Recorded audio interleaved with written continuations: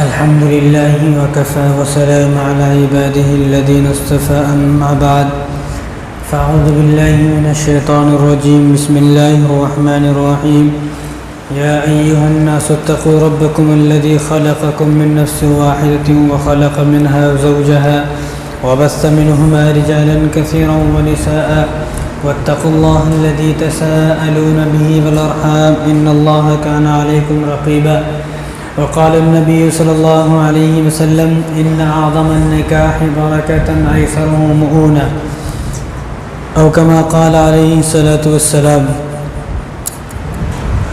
میرے محترم دوستو، عزیز ساتھیو، جتنی بھی عبادتیں ہیں جیسا کہ نماز پڑھنا ہے، حج کرنا ہے، زکوٰۃ ادا کرنا ہے، قربانی کرنا ہے، جتنی بھی عبادتیں ہیں ان تمام عبادتوں کا طریقہ رسول اللہ صلی اللہ علیہ وسلم نے ہمیں بتا دیا ہے۔ کوئی عبادت، کوئی کام ایسا نہیں ہے کہ جس کا طریقہ نہ بتایا ہو اور اسی طریقے سے کرتے ہیں۔ بے نماز جس طریقے سے رسول اللہ صلی اللہ علیہ وسلم نے پڑھنا بتایا ہے اسی طریقے سے نماز پڑھنا، قربانی کا جو طریقہ ہے اسی طریقے سے قربانی کرنا۔ ایسا نہیں کہ آج ہی قربانی کرتا تھا، بول دو میں قربانی کر دیا، کون بھی اس کی قربانی کو نہیں مانے گا۔ یا رمضان کے روزے رکھنے کا جو طریقہ ہے تو ایسا نہیں کوئی ابھی سے شروع کرتا بھائی میرے رمضان تو ابھی سے شروع ہو گئے، ایسا نہیں، بلکہ ہر چیز کا طریقہ رسول اللہ صلی اللہ علیہ وسلم نے بتایا ہے۔ حج کا طریقہ بھی بتایا ہے، ایسا نہیں کوئی آدمی اب جا کے حج کر کے آ جائے پہلے تو ایسا نہیں، بلکہ حج کے ایام ہے کہ کب سے کب تک حج کرنا ہے۔ تو اسی طرح ایک عبادت ہے، جس طرح بہت ساری عبادتیں ہیں اسی طرح ایک عبادت ہے نکاح، شادی، یہ ایک عبادت ہے۔ لیکن اب نکاح اور شادی عبادت نہیں رہی، اب تجارت بن گئی۔ شادی عبادت ہے لیکن اب تجارت بن گئی۔ اس دنیا میں انسانوں نے جو سب سے پہلے کام کیا وہ شادی ہے۔ انسان کا سب سے پہلا کام نماز نہیں ہے، انسان کا سب سے پہلا کام روزہ نہیں ہے، زکوٰۃ نہیں ہے، حج نہیں ہے۔ انسان کا سب سے پہلا عمل نکاح ہے۔ کیوں، کس طرح کہ سب سے پہلے کون ہے؟ سب سے پہلے حضرت آدم علیہ السلام نہیں، تو سب سے پہلے حضرت آدم علیہ السلام کو اللہ تبارک و تعالیٰ نے ایسے انسان پیدا فرمایا۔ اس کے بعد حضرت آدم سے یہ نہیں کہا بھائی چلو نماز پڑھو، نہیں کہا، یہ نہیں کہا بھائی روزے رکھو، یہ بھی نہیں کہا، یہ نہیں کہا بھائی زکوٰۃ دو، بلکہ حضرت آدم علیہ السلام اکیلے تھے۔ ان کے بنانے کے بعد اللہ تبارک و تعالیٰ نے حضرت حوا کو پیدا فرمایا۔ جب پیدا فرمایا تو اللہ تبارک و تعالیٰ نے ان کا نکاح پڑھایا، ان کی شادی ہوئی۔ یہ انسان کا سب سے پہلا عمل ہے، سب سے پہلا عمل شادی، اور اللہ نے ان کا نکاح پڑھایا اور آسمانوں پر ہوا۔ یعنی ہر چیز، نماز سب سے پہلے کہاں پڑھی گئی؟ زمین پر۔ قرآن سب سے پہلے کہاں پڑھا گیا؟ زمین پر۔ زکوٰۃ سب سے پہلے کہاں دی؟ زمین پر۔ آدمی نے ہر عمل سب سے پہلے زمین پر کیے ہیں، لیکن شادی ایک ایسا عمل ہے سب سے پہلے آسمانوں پر ہوتا ہے۔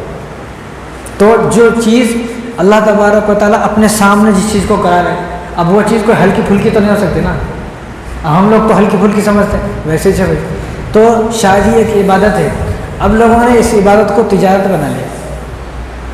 حالانکہ رسول اللہ صلی اللہ علیہ وسلم نے کیا فرمایا؟ ان اعظم النکاح برکۃ ایسرہ مؤونہ، کہ سب سے برکت والا نکاح، سب سے برکت والی شادی وہ ہے جس میں خرچہ کم ہو۔ لیکن آج جو شادی میں خرچہ کم کرتا اس کو غریب بولتے، نہیں تو غریب ہے، انہیں خود کو بھی غریب سمجھتا۔ ارے اگر میں بڑے فنکشن ہال میں شادی نہیں کیا تو لوگ میرے کو بولیں گے غریب ہے، کوئی غریبوں کی شادی بولیں گے میرے کو، تو میرے کو امیروں کی شادی کرنے کا ہے، امیروں والی۔ اس لیے میں کیا بولتا ہوں ایک بات، کہ پہلے جس گھر میں شادی ہو اس گھر والے بیٹھ کے فیصلہ کر لیں سب سے پہلے کہ ہم لوگ مسلمان ہیں، ہندو ہیں، پہلے بیٹھ کے سب جنے۔ عورتوں کو بٹھا لینا چاہیے، مرد کو سمجھ میں آ جاتا لیکن عورت کو کبھی سمجھ میں نہیں آتا، کتنا بھی تم سمجھاؤ اس کو سمجھ میں نہیں آتا، کیونکہ بہو کو تانے دینے والی ساس ہے، سسر تانا نہیں دیتا بہو کو۔ سسر کو کیا مطلب ہے بھائی انہیں کیا لے گی کیا نہیں لے، سسر تو اپنے گھر سے باہر رہتا، اس کو شادی ہو جاتی، شادی کے 1 مہینے کے بعد معلوم ہوتا بہو کیا لے کر آئی، نہ انہیں پوچھتا نہ اس کو معلوم ہوتا۔ لیکن بہت کم ایسے ہوتے ہیں جو پوچھتے، لیکن ساس جو ہے نا انہیں بہو کے ناک میں دم کرتی ہے۔ تو عورتوں کو بھی بٹھا لیں، سب کو بٹھا لیں اور سب کو پہلے فیصلہ کر لیں کہ اب ہمارے گھر میں شادی ہوگی، لڑکی کی شادی ہے، لڑکے کی شادی ہے۔ اب یہ بتاؤ اس شادی سے پہلے ہم لوگ مسلمان ہیں، ہم لوگ ہندو ہیں، عیسائی ہیں، کرسچن ہیں، پہلے فیصلہ کر لیں۔ جب فیصلہ ہو جائے کہ بھائی یہ شادی مسلمانوں کی ہے، وہ ہم لوگ مسلمان ہیں، جب یہ فیصلہ تو یہی چھوڑے گا بھائی پہ ہم لوگ مسلمان ہیں. اس کے بعد دوسرا فیصلہ یہ کرنا ہے کہ اب جو شادی ہونے والی ہے یہ ہندوانہ طریقے پر ہوگی یا مسلمانوں کے طریقے پر ہوگی, یہ اسلام کے طریقے پر ہوگی, اسلام کے مطابق ہوگی, یہ اس طریقے پر ہوگی جس طریقے پر نبی نے بتایا ہے, یا اس طریقے پر ہوگی جو طریقہ آج کل چل رہا ہے. پہلے بیٹھ کے ہر گھر جس گھر میں شادی ہو یہ فیصلہ کر لے بیٹھ کے کہ وہ کرنا کیا ہے. جب یہ فیصلہ ہو جائے گا تو آپ کو سب چیز آسان ہو جائے گا, سارا کام آسان ہو جائے گا. اس لیے میں کیا کہتا ہوں کہ ہر معاملے میں ہم لوگ مسلمان ہیں. روزہ رکھنے میں ہم لوگ مسلمان ہیں, نماز پڑھنے میں ہم لوگ مسلمان ہیں, جمعہ پڑھنے میں ہم لوگ مسلمان ہیں, عید کی نماز پڑھنے میں ہم لوگ مسلمان ہیں, قربانی کرنے میں تو ہم سب سے پہلے مسلمان ہیں. بھائی میں مسلمان ہوں, میرے کو دیو قربانی کا گوشت, ہر چیز میں مسلمان ہیں.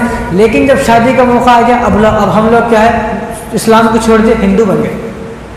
شادی کے موقع پر ہندو بن جاتے.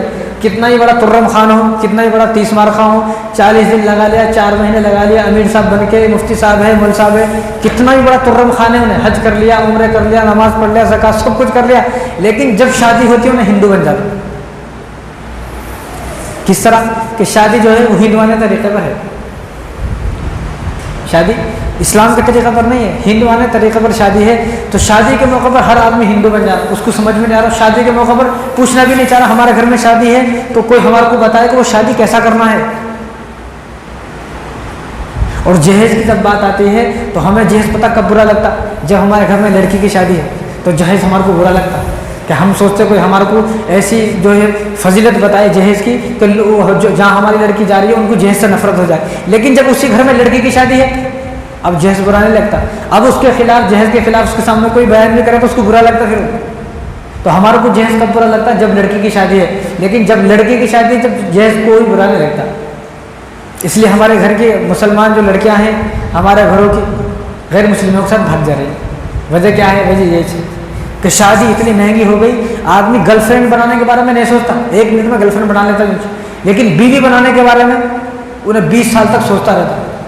کیسا کرنا شادی, کیسے ہوگی شادی, کون سا فنکشن ہال میں, کس رشتے دار کو کب بلانا کب نہیں بلانا, انہیں ناراض ہے اس کو راضی کرنا اس کو راضی کرنا. راضی کرنے میں ہی بیچارے کے جو ہے وہ نیندیں خشک ہو جاتی ہیں, نیندیں اڑ جاتی ہیں. بھی فلاں رشتے دار راضی نہیں ہو رہا, انہیں راضی نہیں ہو رہا, انہیں راضی نہیں ہو رہا. اتنی مشکل شادی میں ہے. اب آ کر کوئی آدمی گرل فرینڈ بنا لا, گرل فرینڈ کوئی آدمی بنا رہا, اس کو کچھ بھی ضرورت نہیں, نہ کسی کو راضی کرنے کی ضرورت ہے, نہ پیسے خرچ کرنے کی ضرورت ہے, کچھ بھی ضرورت نہیں ہے اس کو. خالی ایک ڈیٹنگ پہ جانے کا ہے, مزے آ گئے. اور شادی کرنے کے واسطے تو اس لیے میں کیا بول رہا ہوں کہ ہر آدمی جس گھر میں شادی ہے پہلے فیصلہ کر لے کہ ہم لوگ ہندو ہیں, مسلمان ہیں. دوسرا فیصلہ یہ کرنا ہے کہ ہمارے گھر میں جو شادی ہوگی ابھی ہندوانہ طریقے پر شادی ہوگی, مسلمانوں کے طریقے پر شادی ہوگی. اس شادی میں ہم نے اللہ کو راضی کرنا ہے یا رشتے داروں کو راضی کرنے کا ہے. اب ہماری شادی میں سارے رشتے دار راضی ہو گئے, جو رشتے دار ناراض تھے نا سب کو کیسا بھی کر کے پیر پکڑ لے, پیٹ میں منڈے ڈال کے سب کو خوش کر لیے, سب راضی ہو گئے, سب آ گئے. لیکن ہماری شادی میں اللہ ناراض ہو گیا اور ہمیں مرنے کے بعد رشتے داروں کے پاس نہیں جانا, ہمیں تو مرنے کے بعد اللہ کے پاس جانا. حضرت علی رضی اللہ تعالیٰ اتنے بڑے شیر خدا, حیدر کرار, فاتح خیبر, وہ حضور کے داماد بن رہے ہیں, کچھ لینا نہیں دینا نہیں, سادہ سی شادی ان کی. چلو آگے میں بات بتاتا رہوں گا. تو ان کی شادی جب بنا جہیز کے بنا اس کے ہو سکتی ہے, سادگی سے ہو سکتی ہے, تو ہم لوگ کیا ہم ان سے بڑے ہیں کیا؟ معاذ اللہ, حضرت علی سے بڑے ہیں کیا؟ ہماری بیٹی حضرت فاطمہ سے بڑی ہے کیا؟ یا ہم لوگ حضور صلی اللہ علیہ وسلم کی 11 شادی ہو, کیا ہم لوگ حضور سے بڑے ہیں؟ معاذ اللہ, اللہ معاف کر. جب حضور کی بیٹی کی شادی ہو سکتی ہے, حضور کی خود کی شادی ہو سکتی ہے سادگی کے ساتھ, تو ہمارے گھروں میں بھی شادی ہو سکتی ہے سادگی کے ساتھ. لیکن یہ کس کو سمجھنا ہے؟ یہ گھر کی عورتوں کو سمجھنا ہے. پہلے عورت سمجھ گئی تو سب سمجھ جاتے, عورت نہیں سمجھتی تو کون بھی نہیں سمجھتا.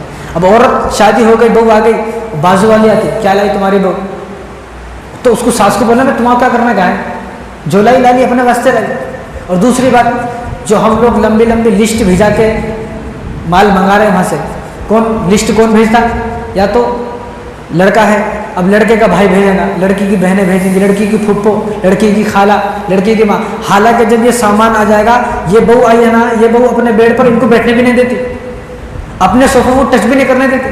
جن لوگوں نے مانگا, جن لوگوں نے مانگ کر اپنی آخرت کو جو ہے عذاب بنا لیا ہے, اپنی آخرت کو برباد کر لیا ہے, اور دنیا میں ہی جہنم کو خرید لیا کہ لسٹیں لے کے کون جا رہی؟ بہن لے کے جا رہی. ہمارے بھائی کو یہ ہونا, شادی کے بعد وہ جو بہو آئی ہے اس کو گھر میں گھسنے بھی نہیں دیتی.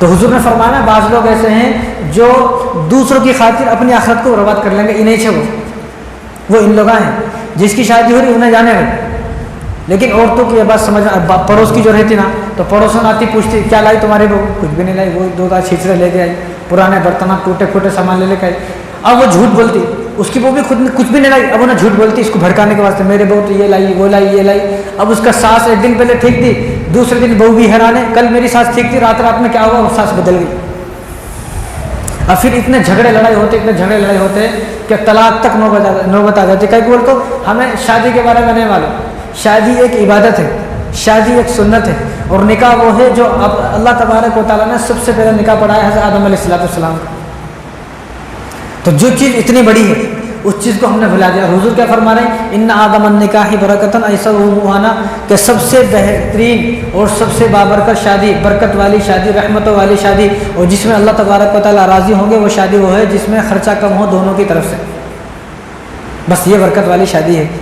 لیکن جب اللہ تبارک حضور صلی اللہ علیہ وسلم نے اللہ تبارک و تعالیٰ نے رسول اللہ صلی اللہ علیہ وسلم کے ذریعے سے ہر چیز کا طریقہ بتا دیا، روزے ایسے رکھنا ہے، نماز ایسا پڑھنا ہے، ہر چیز کا طریقہ بتا دیا، تو رسول اللہ صلی اللہ علیہ وسلم نے شادی کا طریقہ بھی بتا دیا ہے۔ جب شادی کا طریقہ حضور صلی اللہ علیہ وسلم نے بتا دیا ہے تو ہمارے گھر میں جو شادی ہوگی وہ رسول اللہ صلی اللہ علیہ وسلم کے طریقے پر، ان کے طرز پر ہوگی، ہمارے طریقے پر نہیں ہوگی۔ جب یہ اللہ کا حکم ہے تو شادی میں اللہ کی چلے گی، ہماری چلے گی، جب ہماری چلے گی تو زندگی برباد ہوں گی۔ ورنہ کتنے لوگ ایسے ہیں اپنی چلائی، اب انہیں شادی کے بعد بول رہا میں شادی سے پہلے خوش تھا، 1 مہینے کے بعد میری زندگی عذاب بن گئی، اس لیے میں ایسے لوگوں سے کیا بولتا ہوں، ذرا یاد کر وہ کرتوت کیا کیا کرتوت کرا شادی میں رسول اللہ صلی اللہ علیہ وسلم کے سنت کے خلاف، اور اللہ تبارک و تعالیٰ نے جو شادی کا جو طریقہ بتایا ہے رسول اللہ صلی اللہ علیہ وسلم کے ذریعے سے، اس طریقے کے خلاف تو نے کیا ہے، اس لیے زندگی 1 مہینے کے بعد جہنم بن گئی۔ اب انہیں بولتا میں پہلے ٹھیک تھا بھائی، شادی کر کے پھنس گیا، شادی کر کے اس لیے پھنس گیا کہ تو نے شادی جو ہے پیسہ دے کر کی ہے، اصل تو جہیز کا سامان لینا ہے، بہو تو ویسی چاہیے اس کے ساتھ۔ اب پہلے کیسا ہوتا تھا جب ہم لوگ چھوٹے تھے، آپ لوگ بھی چھوٹے ہوں گے، جب سبزی ترکاری لے کے جاتے تھے کوتمیر پودینہ ہری مرچی فری میں ملتی تھی نہیں، اب نہیں ملتی۔ پہلے جب 100 روپے کی ترکاری لیتے تھے، سبزی لیتے تھے، تو کوتمیر پودینہ اور بھنڈیاں، وہ مرچیاں اور 2-4 ٹماٹر فری میں مل جاتے تھے، ویسے لے کے جاؤ۔ تو یہ بیوی بھی سامان کے ساتھ ویسے ہی چاہیے، تو تم نے جس سے محبت تھی وہ تمہیں مل گیا، جس سے محبت نہیں تھی وہ نہیں ملی۔ بیوی سے محبت رہتی تو بیوی ملتی۔ اس لیے میں کیا کہتا ہوں، جب لڑکی دیکھنے جانا ہے، لڑکی پسند کرنا ہے، تو بیوی تلاش نہیں کرنا ہے، اپنے بچوں کی ماں تلاش کرنا ہے، بیوی تلاش نہیں کرنا۔ بیوی اگر تلاش کرو گے تو زندگی جہنم بن جائے گی، بلکہ اپنی بچوں کی ماں تلاش کرنا ہے کہ کل کو جو میرے بچے ہوں گے میری بیوی ایسی نیک ملے کہ میرے بچوں کو بھی نیک بنا دے، میری بیوی ایسے نماز پڑھنے والی ہو کہ میرے بچے بھی نماز پڑھنے لگے اس کو دیکھ کر۔ جب بیوی تلاش کر کے لایا تو بیوی ملے گی، پھر بڑے ہو کے بچے بھی نافرمان ہو جاتے ہیں۔ اس لیے جب لڑکی دیکھنے جائیں، لڑکی تلاش ہو شادی سے پہلے، تو بچوں کی نیک ماں تلاش کریں۔ بیوی تلاش کریں گے تو دکھ تو ہوگا۔ تو پہلے ہر مسلمان ہر گھر میں پہلے فیصلہ کر لے کہ ہمارے گھر میں شادی جو ہے وہ مسلمان اسلام کے طریقے پر ہوگی، ہندوانہ طریقے پر ہوگی۔ شادی صرف 6 چیزوں کا نام ہے۔ شادی کتنی چیزوں کا نام؟ 6 چیزوں کا نام شادی ہے، 7ویں چیز کا نام شادی نہیں ہے۔ اگر کوئی پوری دنیا کو چیلنج ہے میرا، پوری دنیا میں اگر ان 6 چیزوں کے علاوہ شادی کوئی دکھا دے کہ 7ویں چیز یہ ہے، اس کو منہ مانگا انعام، کیا مانگتا اس کو دینے تیار۔ رسول اللہ صلی اللہ علیہ وسلم کے نے حضور صلی اللہ علیہ وسلم کے ذریعے سے جو ہمیں معلوم ہوا ہے، یہ معلوم ہوا ہے کہ 6 چیزوں کا نام شادی ہے بس۔ اب وہ 6 چیزوں میں سے 2 فرض ہیں، ایجاب و قبول فرض ہے، لڑکے لڑکی دونوں راضی ہوں یہ فرض ہے۔ زبردستی شادی کرا دیے، ماں باپ تو زبردستی کرا دیے، لیکن بعد میں انہیں اس کا چہرہ دیکھنے تیار نہیں، انہیں بھی اس کا چہرہ دیکھنے تیار رہتے۔ کئی بار تو ایسا کالا کلوٹا میرے کو گھر کو گھیرا دیا، ابھی نے بھی پریشان ہے، انہیں دونوں بھی پریشان ہیں، اس کو کئی کو ایسا موٹا تگڑا آدمی ہے، میں پتلی دبلی ہوں، یہ نہ میرے کو جو ہے کئی کو آ گیا، تو زندگی جہنم بن جاتی ہے۔ اس لیے حضور نے ارشاد فرمایا کہ شادی سے پہلے آپس میں دیکھ لینا چاہیے۔ وہ دیکھ لینے کا مطلب ہی نہیں ہے، ایسا نہیں ہے کہ دونوں کو ایک روم میں بند کر دیا جائے۔ دیکھنے کا مطلب ہے اس کی بستی میں جا کے کہیں تو بھی جاری، بس ایک نظر مار لیے تو بس ہے۔ اب دیکھنے کا مطلب لوگوں نے بہت کچھ نکال لیا، دونوں بھی ساتھ میں بیٹھنا، یہاں ایک کرسی ہے یہاں ایک کرسی، دونوں بیٹھے باتیں کر رہے، اور ہوتے ہوتے دونوں کا فون نمبر ایکسچینج ہو گیا۔ ابھی نکاح ہوا رہی، نکاح سے پہلے تو حرام ناجائز ہے، اب نکاح سے پہلی باتیں چل رہی ہیں، نکاح ہونے تک دوبارہ جو ہے رشتہ بھی خراب ہو گیا۔ تو ایجاب و قبول دونوں کا آپس میں راضی ہونا ضروری ہے، اگر راضی نہیں ہے تو شادی نہیں ہوگی۔ اس لیے بچے ہمارے نافرمان ہیں، بہت سارے لوگوں کے بچے نافرمان ہیں، کبھی وہ تو شادی زبردستی ہوگی، اب شادی زبردستی ہوئی ہے تو ایجاب و قبول نہیں ہوا، ایجاب و قبول نہیں ہوا تو شادی نہیں ہوئی، حرام کاری ہو رہی، وہ حرام کاری ہونے کی وجہ سے بچے نافرمان ہو رہے ہیں۔ تو دونوں کا راضی ہونا بہت ضروری ہے، پہلی چیز ہے۔ دوسری چیز کیا ہے؟ 2 فرض ہیں، ایک ایجاب و قبول فرض ہے، دوسرا جو فرض ہے وہ 2 گواہ کا ہونا فرض ہے۔ شادی میں 2 گواہ ہوں، بنا گواہ کی شادی نہیں ہوتی ہے، گواہ نہیں ہے تو شادی نہیں ہوگی، گواہ ہونا ہی چاہیے۔ یہ 2 فرض ہیں، ایک واجب ہے، مہر واجب ہے، مہر۔ لیکن آج کل مہر کو بھول جاتے لوگ۔ جہیز کتنا ہو بتاؤ، جہیز ابھی چھونا، جوڑی کی رقم 1 مہینے پہلے چھونا، اور مہر کب دینا؟ دے دیں گے، مرے تک مہر نہیں دیا۔ بعض لوگ کتنے لوگ ایسے ہیں مر گئے مرے تک بھی مہر نہیں دیا۔ جوڑے کی رقم جو ہے وہ شادی سے پہلے ہونا، لیکن مہر اب آپ کے سامنے میں بتاتا رہوں گا، آہستہ آہستہ پوری باتیں آتی رہیں گی، ابھی جو بتایا تو یہ چلاتا پھر۔ تو ایک واجب ہے وہ مہر ہے، تو سب سے پہلے تو مہر ادا کریں۔ آج بھی آپ ایشیا کے علاوہ، یہ ایشیا ہے، ایشیا کے باہر جائیں، جب لڑکی پسند آ جاتی ہے، پسند آنے کے بعد سب سے پہلے اس کو مہر بھیجاتے ہیں، سب سے پہلے مہر بھیجاتے ہیں۔ مہر یہاں کیا ہے؟ دے دیں گے جی مہر، انتقال ہو گیا، مر گئے لیکن مہر نہیں دیا، پوری زندگی اس کو ویسے ہی استعمال کر لیا۔ اور حضور نے ارشاد فرمایا کوئی آدمی اگر مہر ادا نہ کرے اور اس نے شادی کر لی، شادی، تو قیامت کے دن وہ آدمی ان لوگوں کے ساتھ کھڑا ہوگا کہ جو لوگ دنیا میں زنا کرتے تھے، زانے کی لائن۔ بھئی ہر قیامت کے دن ہر آدمی کی لائن ہوگی، چوروں کی لائن الگ ہوگی، ڈاکوؤں کی لائن الگ ہوگی، زنا کرنے والے، جھوٹ بولنے والے، ان کی سب کی تو ایک لائن ایسی ہوگی جو زنا کرنے والے لوگ ہوں گے، تو ان میں وہ کھڑا ہوگا تو لوگ بولیں گے ارے حاجی جی، مول صاحب، مفتی صاحب، حاجی صاحب، نمازی صاحب، کیا ہوا 40 دن 4 مہینے جا کے آئے، تم زانی کی لائن میں کہیں کو ہو بھائی؟ تمہارا تو بڑا نام تھا، بڑی لمبی ٹوپی تھی، جبہ کبار بڑے تو ہے، ہاہاکار دنیا میں جو ہے، مسجد میں آتے تھے تو لوگوں کو تباہ برباد کر دیتے تھے، آج تم زانی کی لائن میں کیسے ہو؟ تو انہیں بولیں گا ہاتھ مار کے پھوٹی قسمت میری، ساری زندگی بیوی کے ساتھ رہا لیکن مہر ادا نہیں کرا، تو مہر ادا نہ کرنے کی وجہ سے یہاں پھنس گیا۔ تو جوڑے کی رقم بعد میں ہے، وہ تو لینا بھی جائز نہیں ہے، تو سب سے پہلے مہر ادا کرنا ہے، یہ واجب ہے۔ تو سب سے پہلے نکاح کس کا ہوا؟ سب سے پہلے نکاح ہوا حضرت آدم علیہ السلام کا۔ تو حضرت آدم نے جب حضرت حوا کو دیکھا تو آپ خوش ہو گئے، کیونکہ کہہ رہے تھے نا اب ہم ہیں، اب میں پوری زندگی اگر مردوں کے ساتھ رہنے لگ جاؤں تو خوش نہیں آئے گی، کہاں سے خوشی آتی؟ بیوی کے ساتھ، بچوں کے ساتھ رہے تو الگ خوشی رہتی، مردوں کے ساتھ رہے تو الگ خوشی۔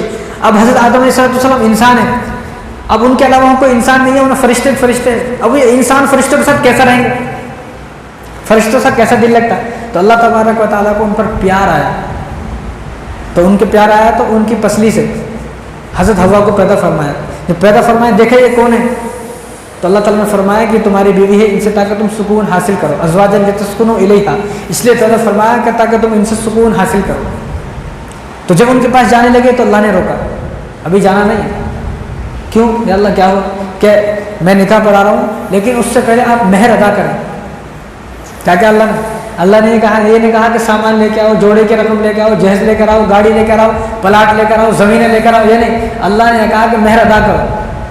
اب مہر ان کی جیب تھوڑی تھی وہاں پر، جنت کے تو کپڑے ایسے ہیں ان کی جیب کی ضرورت نہیں، کہ وہ لوگ تو یہاں چور و چکے کا ڈر ہے نا، اس لیے جیب بناتے، نہیں تو فون رکھے تو چرا کے لے جاتا کون تو بھی۔ وہاں ایسا کچھ بھی نہیں، وہاں جو دل کرا وہ آ جاتا خود بخود آ جاتا۔ اب حضرت آدم علیہ السلام نے کہا کہ اللہ مہر کیسا ادا کرو؟ اب سونا چاندی بھرے ہوئے، سب چیز بھرا ہوا ہے، تو اللہ تبارک تعالیٰ نے فرمایا کہ آخری نبی آئیں گے جن کا نام محمد ہوگا، تم ان پر 10 مرتبہ درود بھیج دو، بھائی یہی تمہارا مہر ہے۔ تو انہوں نے 10 مرتبہ درود بھیجا، تو ہم لوگوں کو بھی درود پڑھنا چاہیے۔ حضور نے فرمایا کہ دنیا کا سب سے بڑا بخیل، دنیا کا سب سے بڑا کنجوس بخیل وہ ہے جو حضور پر درود نہ بھیجے۔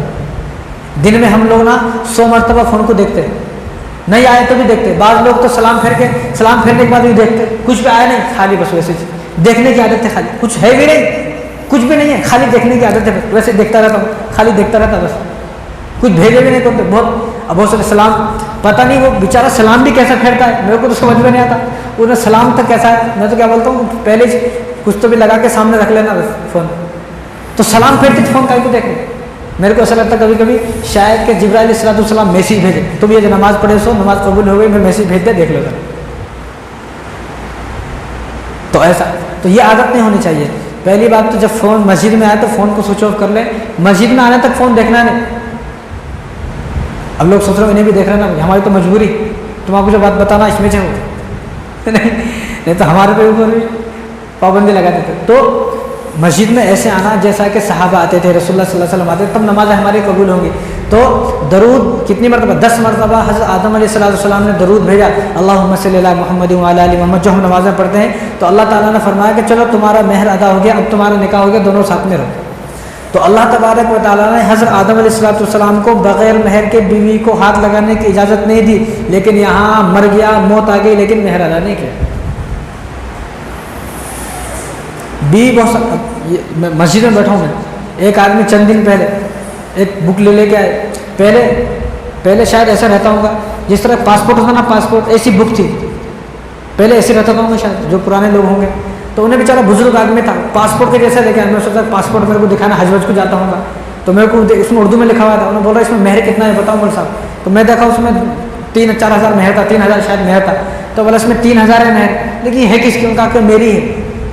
تو پھر انہوں نے کہا کہ میری بیوی کا انتقال ہوگا، مہر ہی ادا نہیں کرا.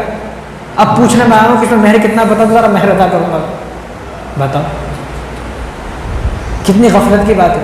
تو نافرمان جو اولاد ہو رہے ہیں اس کی وجہ یہی ہے، مہر کو بھول کے. جوڑے کی رقم یاد ہے ہمارے، جوڑے کی رقم 1 لاکھ 2 لاکھ لینے تیار ہے، مہر کتنا ہے 10-15 ہزار ہے وہ بھی دینے تیار نہیں.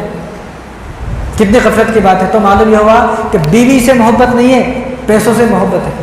بیوی تو ویسی چاہ کے سامان کے ساتھ بھائی، اصل تو سامان ہی. ایک بچے کی بھی شادی ہوئی چند دن پہلے، انہوں نے ویڈیو بنا کے ڈال دیا تو میں دیکھا. تو اب بارات آ گئی، سب آ گئے، دلہا بھی آ گیا.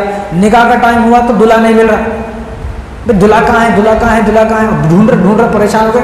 دیکھا تو دلہا ایک دکان پہ بیٹھا ہوا تھا، ایک پانڈا پہ بیٹھا ہوا تھا، انہوں نے کولڈ ڈرنک پی رہا تھا. انہوں پریشان ہو گئے، تو 1 گھنٹے سے ڈھونڈ رہے، یہاں تک بیٹھے، چلو تمہارا نکاح ہونے والا. نہیں میرے کو یہ نکاح قبول نہیں ہے. کہیں کو بولا تو ارے میرے کو شادی سے پہلے میرے کو رائل انفیلڈ بلٹ دینے کا وعدہ کرے تھے، معلوم ہو تو بولا تو بلٹ نہیں ہے، وہ چھوٹی گاڑی دے رہے پلسر میرے کو، اس لیے میرے کو شادی سے نہیں کرنا. تو میں کیا بولتا ہوں، ایسے آدمی کی شادی گاڑی سے کرتا نا بھائی، تو گاڑی لے جا، ہماری بچی تو تیرے ساتھ نہیں جاتی.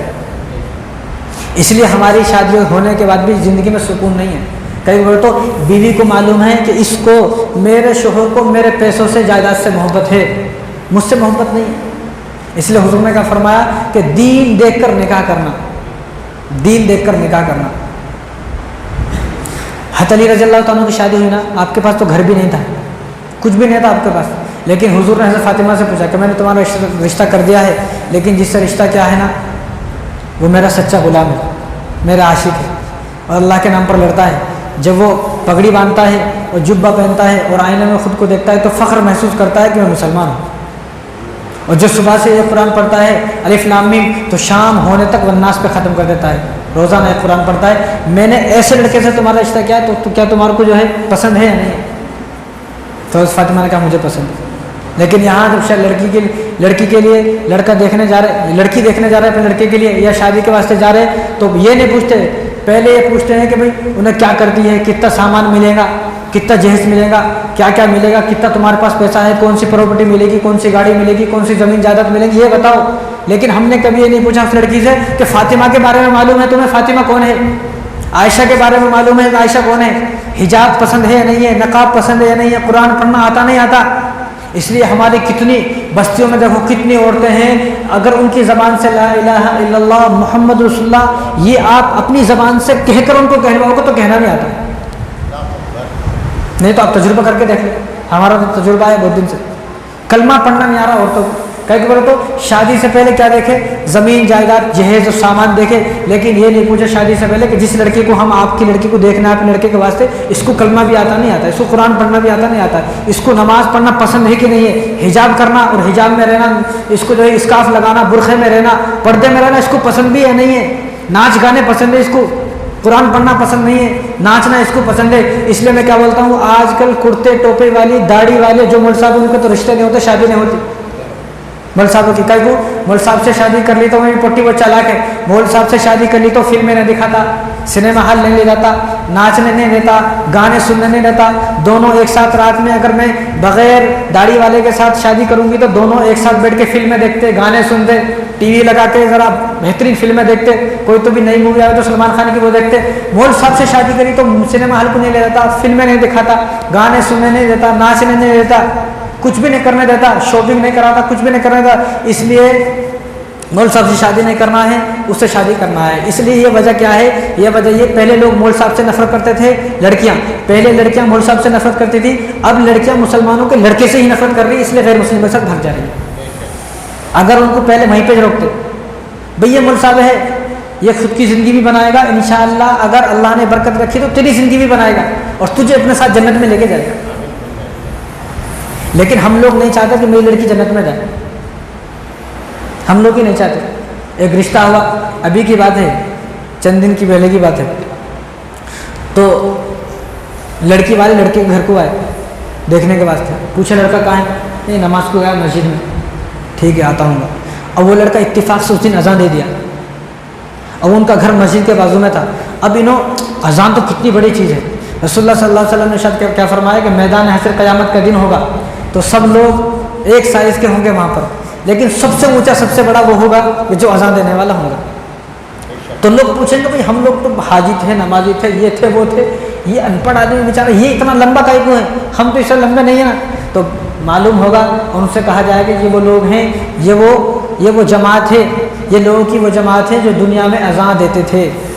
کتنی بڑی بات ہے اذان دینا تو۔ اور حضور نے ارشاد فرمایا، یہ ترمذی کی روایت ہے کہ جو آدمی اذان دیتا ہے جہاں تک اس کی اذان کی آواز جاتی ہے، اس احاطے میں، اس علاقے میں، اس جگہ میں جتنے اس نے گناہ کیے ہیں، اذان دینے کی برکت سے اس کے سارے گناہ معاف ہو جاتے ہیں۔ جہاں تک اس کی آواز جائے گی وہاں تک اس کے سارے گناہ معاف ہو گئے۔ اب یہاں لڑکی کو دیکھنے آئے، وہ لڑکی والے لڑکے کو دیکھنے آئے لڑکے کے گھر، اب انہیں اذان دے دیا تو انہیں فخر سے بولے بھائی کتنی اچھی بات ہے اذان دینا، یہ جو اذان ہو رہی ہے نا یہ ہمارا بیٹا اذان دے رہا ہے۔ کیا کہا؟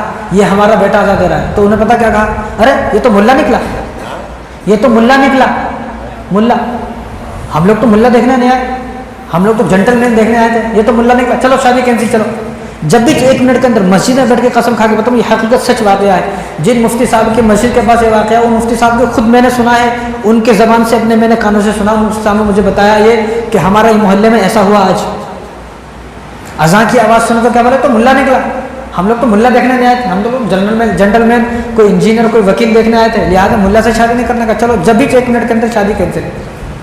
اس لیے میں نے کیا کہا کہ ہم لوگ ہی نہیں چاہتے کہ میری بیٹی جنت میں جائے، ہم لوگوں کو کیا ہونا، ہم لوگ ایسا داماد ہونا جو میری بیٹی کو سنیما ہال لے کے جائے، گھر میں ایک بڑا ٹی وی لگائے، دونوں فلمیں دیکھیں، جب بچہ ہو تو بچی کو نچائیں گانا گائیں اور بچوں کو بولے تو ناچ کے دکھا۔ کئی بچی کو بولے تھے کہ کتنے جو ہے کلمے آتے، ہمارے بچے 10 سال 12 سال کے ہو گئے لیکن ان کو 3 کلمے تک 4 کلمے تک بھی یاد نہیں۔ لیکن غوث پاک کا نام لینے والے بہت ہیں یہاں پر، غوث پاک 4 سال کے تھے تو 18 پارہ حفظ یاد کر لیتے، 18 پارہ حفظ 4 سال کے ہیں، یہاں ہمارا بچہ 10 سال کا ہو گیا اس کو 4 کلمے بھی نہیں آتے۔ اس لیے غوث پاک کے نام پر لڑائی جھگڑے کرنا بہت آسان ہے، تو گستاخ ہے تو یہ بہت بولنا بہت آسان ہے، لیکن ان کے جیسے کام کرنا بڑا مشکل ہے۔ کوشش کرنا تو ہر مسلمان کا فرض ہے نا۔ ہمارے بڑے جی جو اتنے بڑے بنے، اتنے اللہ والے بنے، وہ ویسے نہیں بن گئے، انہوں نے بڑی کوشش کی ہے، جد و جہد کی ہیں، تب اتنے بڑے بنے ہیں۔ تو ہم لوگ جو ہے رسول اللہ نے صلی اللہ علیہ وسلم کیا ارشاد فرمایا کہ نکاح سب سے برکت والا نکاح وہ ہے جس میں خرچہ کم ہو، اور شادی کے لیے دیکھنے جائیں تو سب سے پہلے دین کو پوچھیں اس کے پاس دین ہے کہ نہیں ہے، لڑکی کے پاس، لڑکے کے پاس دین ہے کہ نہیں ہے، لڑکی کے پاس دین ہے کہ نہیں ہے، ورنہ زندگی جہنم بن جائے گی۔ خوبصورت لڑکی لانے سے صرف آنکھیں ٹھنڈی ہوتی ہیں، لیکن خوبصورت لڑکی لانے سے دل ٹھنڈا ہوتا ہے۔ صرف آنکھوں کو سکون ملے گا خوبصورتی سے، لیکن خوبصورتی چند دن کی ہے۔ اب آپ جو بزرگ ہیں ان کی جب شادی ہوئی تھی بیوی کیسی تھی، آج کیسی ہے خود اندازہ لگا لیں، چلے گئی خوبصورتی، لیکن وہ اخلاق وہ عادتیں اگر ہم اس ٹائم پہ جو تھی آج بھی وہی چاہیے۔ خوبصورتی ختم ہونے والی ہے لیکن خوبصورت اخلاق، حسن سلوک، اچھائیاں کبھی ختم نہیں ہوتی ہیں، ورنہ اس معاشرے میں ایسی عورت جو بالکل بدصورت ہیں، کالی ہیں، بالکل ناٹی ہیں، جن کو آدمی غیر آدمی دیکھے تو دیکھ کے گالی دیتا ہے، لیکن اگر اس عورت کی اپنے شوہر کی معاملات میں اس کو عورت کی عادت اخلاق اچھے ہیں، اپنے شوہر کی خدمت کرنے والی ہے، تو اس عورت نے بھی گھر بسا کر دکھا دیا۔ ورنہ اسی معاشرے میں کتنی خوبصورت لڑکیاں ہیں، شادی ہوئی، شادی کے 6 مہینے کے بعد طلاق ہو گئی۔ شادیاں خوبصورتی سے نہیں چلتی ہیں، خوبصورت سے۔ اس لیے میں بولتا ہوں کہ اپنی لڑکیوں کو جو ہے اخلاق سکھائیں، اپنے جوان لڑکیوں کو سب سے پہلے اخلاق سکھائیں، ان کو بتائیں کہ شوہر کا مرتبہ کیا ہے، شوہر کا مقام کیا ہے۔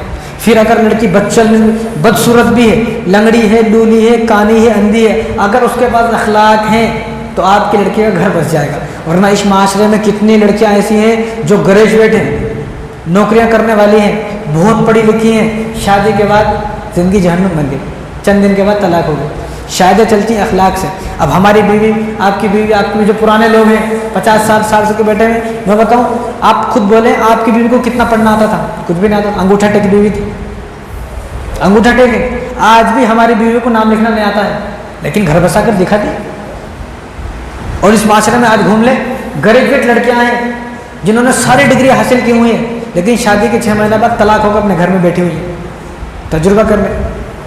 تو اخلاق سب سے پہلے اپنے لڑکے کے لیے اچھی بیوی کا انتخاب کریں جس کے پاس اخلاق ہوں۔ تو شادی 6 چیزوں کا نام ہے، 2 فرض ہیں، ایک ایجاب و قبول، دونوں کا راضی ہونا ضروری ہے، لڑکے اور لڑکی کا دونوں کا راضی ہونا ضروری ہے۔ ایک اگر راضی ہے دوسرا راضی نہیں، زبردستی تو شادی نہیں ہوگی۔ اور دوسرا جو فرض ہے وہ گواہ کا ہونا، 2 گواہ کا ہونا فرض ہے، گواہ نہیں ہے تو شادی نہیں ہوگی۔ اور ایک واجب ہے وہ مہر ہے، اور 3 سنتیں ہیں شادی کے اندر۔ کتنی؟ 3 سنتیں ہیں۔ ولیمہ، نکاح کا خطبہ سنت ہے، نکاح کا خطبہ سنت ہے، اور خطبے کے بعد شعائر تقسیم کرنا یہ سنت ہے، اور اس کے بعد اگلے دن ولیمہ کرنا یہ سنت ہے، بس یہ سنت ہے۔ لیکن جو مہر واجب ہے اس پر اتنی توجہ نہیں ہے، لیکن جو سنت ہے اس پر بڑی توجہ ہے۔ بڑی لڑائیاں ہیں ولیمے کے اوپر کہ ولیمے میں ہمارا 2000 آدمی آئیں گے، 2000 آدمی آگے کھا گئے، لیکن اللہ نہ کرے جب کل کو لڑائی ہوگی اور آپ کی بہو ایسی خطرناک آ گئی کہ آپ کے بیٹے کا جینا حرام کر دیا، طلاق تک نوبت آ گئی، اب ان 2000 آدمیوں کو آپ فون کر بلائیں اور ان کو بلائیں ہمارے گھر میں ایسا مسئلہ چل رہا ہے، آپ ذرا آئیں، ہمارے یہاں پر پنچایت ہو رہی ہے، ذرا کچھ صلح کرائیں۔ تو انہیں کیا بولے گا؟ میں یہاں نہیں ہوں، میں حیدرآباد میں نہیں ہوں، میرے پاس ٹائم نہیں ہے۔ اب 2000 آدمی کی دعوت کرے، اب 2000 آدمی کام کا ہی کو نہیں آ رہے بھائی، کہاں چلے گئے وہ 2000 آدمی؟ اس لیے حضور صلی اللہ علیہ وسلم نے ارشاد فرمایا کہ بھائی جو ہے اسی طریقے پر، اسی نہج پر شادی کریں جس نہج پر ہماری شادی ہوئی ہے، جس طرح حضور نے بتایا اس طریقے پر شادی کریں گے تو شادی کے بعد سکون ملے گا۔ ورنہ بہو تو آ گئی، بہو آنے کے بعد گھر کو جہنم بنا دے گی۔ اس لیے بس ان 6 چیزوں کا نام شادی ہے، 7ویں چیز کوئی شادی میں نہیں ہے۔ میں تو پوری دنیا کو چیلنج ہے، اگر ان 6 چیزوں کے علاوہ کوئی آدمی شادی میں ان 6 چیزوں کے علاوہ 7ویں چیز شادی کر دے تو اس آدمی کو منہ مانگا انعام ہے۔ یہ ہلدی کی رسم، مہندی کی رسم، یہ رسم وہ رسم یہ ہماری نہیں ہے، یہ غیر مسلموں کی رسم ہے، ہماری ہے کہ نہیں؟ حضرت علی کون سی مہندی لگائے، کون سی ہلدی لگائے؟ ذرا ایک صحابی کا ہمیں نام بتائے پوری دنیا میں پھر لو آپ، پھرنے کے بعد ایک صحابی کا نام بتائے، فلاں صحابی ذرا مہندی کی رسم کرے تھے، ذرا ہلدی کی رسم کرے تھے، یہ کرے تھے وہ کرے تھے، کچھ بھی نہیں۔ صرف یہ 6 چیزوں کا نام شادی ہے، 7ویں چیز کوئی شادی نہیں ہے۔ تو شادی جو ہے نا یہ ایک عبادت ہے، لیکن اب اس عبادت کو ہم نے تجارت بنا دیا۔ اب تجارت کی غرض سے شادی ہوتی ہے، عبادت کی غرض سے شادی نہیں ہوتی۔ اس لیے اپنے جوان بیٹے بیٹیوں کو بٹھائیں اور ان کو سمجھائیں، ان کو بتائیں کہ شوہر کا مقام کیا ہے، اور لڑکے کو بتائیں کہ ایک بیوی جو سب اپنا پورا خاندان چھوڑ کر تیرے ایک الفاظ پر یہاں پر آ گئی ہے، اس کو اب آنے کا مطلب یہ نہیں اس کو ستایا جائے، اس کو ظلم کیا جائے، اس کو مارا جائے، اس کو تانے دے جائیں۔ اگر تو تانے دے گا، مارے گا، ستائے گا تو بھول مت کل کو تیری بھی بیٹی ہوگی۔ یقین نہ آئے تو تجربہ کر کے دیکھ لیں، آج تو کسی کی بیٹی کو ستائے گا، کل کو تیری بیٹی کو بھی ستایا جائے گا۔ آج تو کسی کی بیٹی کو مارے گا، کل کو تیری بیٹی بھی ماری جائے گی۔ ساس نے اپنی بہو پر اتنا ظلم کیا ہے، کل اب بیٹے کی جب شادی ہوئی تو بہو پر ظلم کیا ہے، لیکن جب خود کی بیٹی کی شادی ہوئی تو اب اپنی بیٹی پر بھی ظلم ہو رہا ہے۔ جیسا کرو گے ویسا بھرو گے، جو بو گے وہ کاٹو گے۔ تو اس لیے نہ کسی پر ظلم کرنا ہے۔ تو حضور نے کیا ارشاد فرمایا، ارحموا من فی الارض یرحمکم من فی السماء، کہ تم زمین والوں پر رحم کرو، آسمان والا تم پر رحم کرے گا۔ تم انسانوں پر رحم کرو، اللہ تبارک و تعالیٰ بھی تم پر رحم کرے گا۔ تو شادی میں یہ 6 چیزیں ہیں، اور اب آگے موقع ملا تو شادی کے بارے میں 2-4 باتیں اور آتی رہیں گی۔ تو اللہ تبارک و تعالیٰ انہی سب باتوں پر ہم سب کو عمل کرنے کی توفیق عطا فرمائے۔ وما علینا الا البلاغ۔